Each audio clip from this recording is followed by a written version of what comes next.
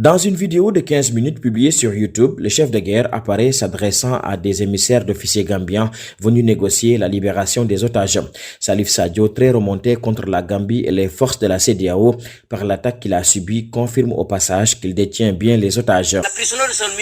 Les gens que nous avons fait prisonniers, quand nous leur avons demandé c'était quoi l'objectif de leur présence dans notre zone, ils ont dit qu'ils sont là pour la stabilisation de la Gambie. Qu'est-ce qu'ils viennent chercher dans nos zones de repli? J'ai des preuves claires que c'est moi qu'ils sont venus attaquer, mais je préviens tout le monde que cela ne se répète plus parce que je ne l'accepterai pas. Salif Sadio, dans la vidéo, fait la leçon aux autorités gambiennes avec qui il confirme n'entretenir aucun rapport. Il leur reproche d'ailleurs de ne s'être présenté à lui seulement après avoir senti le besoin de faire libérer des otages. Mais il se veut clair, ce sera fait seulement si les autorités sénégalaises accèdent à sa condition.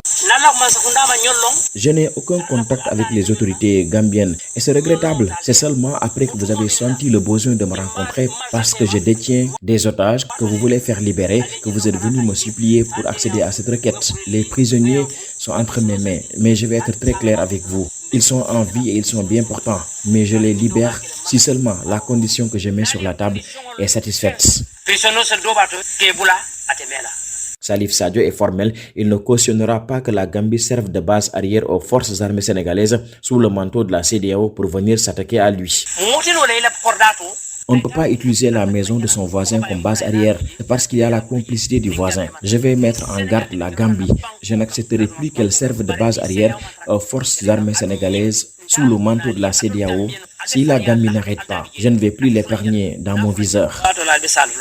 En bouclant son propos, le chef de guerre, qui s'est assuré qu'il s'est bien fait comprendre, leur a demandé de signer un document avant de récupérer les corps qu'il leur a rendu, dit-il, en guise de bonne foi, à une issue pacifique à cette crise.